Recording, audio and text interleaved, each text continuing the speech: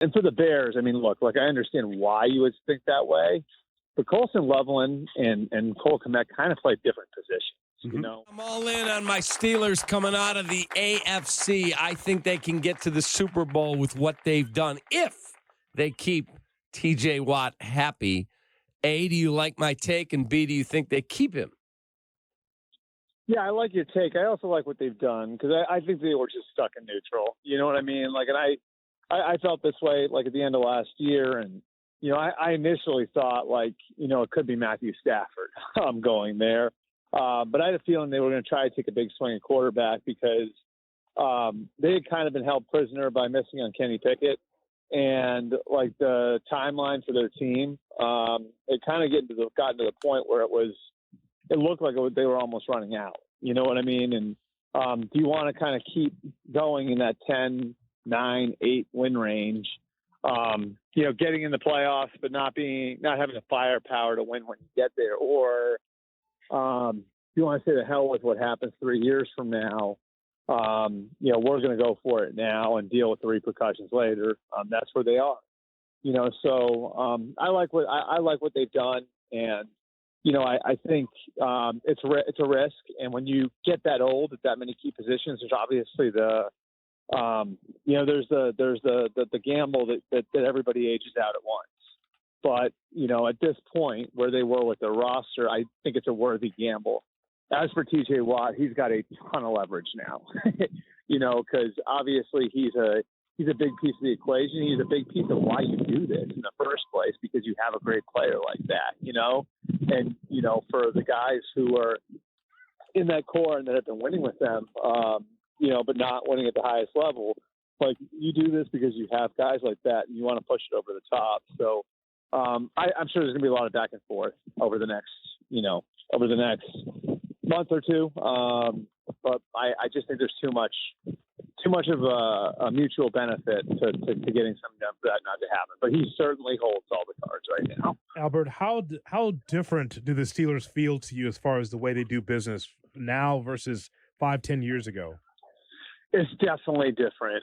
And, you know, I think we saw some signs of that even last year, you know, with how they sniffed around Brandon Ayuk. And I remember being really skeptical at the beginning of that they were gonna go through with it, just because I kind of trained myself to like look at them and be like, well, look at all these receivers they were able to get outside of the first round of the draft, and they've always been so good at drafting and developing that position. But they looked at it like, you know, okay, like we have this group that we like, that we want to kind of push the chips in on. And I think that was the first sign they were going to start doing business a little bit differently. And as I started to sniff around that, I saw how serious they were on IU, you know. And so I think it's a combination of, you know, a couple different things. I think it's, you know, new general manager and Omar Khan taking over for Kevin Colbert, who had been the GM there forever. And obviously Omar was Kevin's number 2, but I think it's him putting his stamp on things a little bit. And then, you know, I think the other piece of it again is just having that core of players that, you know, you're not going to have around forever. And, you know, how do you get them in position to win at the highest level while you still have them at the level that they're playing at? In terms of what the Dolphins are doing, I can't figure out what they're doing, but then they really have nobody left at their tight end spot. Do you think Cole Kmet could be in play for them? And what would the return be? Or is it simply just now that it's post June 1, it's a cap savings? I mean, well, first of all, like I think where the Dolphins are right now is in like a soft reset.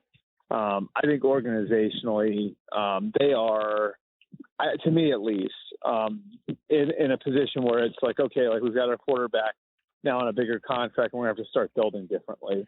And we're going to have to start making this look a little different. And I think, you know, where I just said, I just laid out for you guys where the Steelers were with their core and wanting to try to take like a big swing with that core.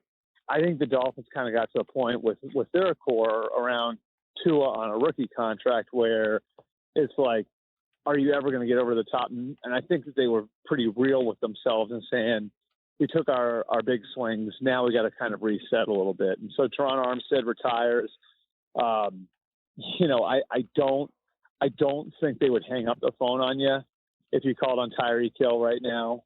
Jalen Ramsey's obviously gone. They got the two edge rushers who are really banged up and have been dealing with major injuries the last couple of years, and Jalen Phillips and Bradley Chubb. And I look at it like I can think of two guys in that roster that I could say, yes, they're going to be there in 2 years. And that's really Jalen Waddle and Chop Robinson. There's almost no one else where it's like, yeah, I know that guy's going to be on the team, So I don't know. I just look at them and I'm like, if you're them and you're doing all of this, why would you give up future draft capital to go and get a stopgap tight end? And for the Bears, I mean, look, I understand why you would think that way, but Colson Loveland and Cole Kmet kind of play different positions, where Cole Kmet's a traditional Y tight end. Colson Loveland, who's got a ton of potential, is more of that F tight end. And if you're playing him in line as a traditional tight end, you might not get the most out of him.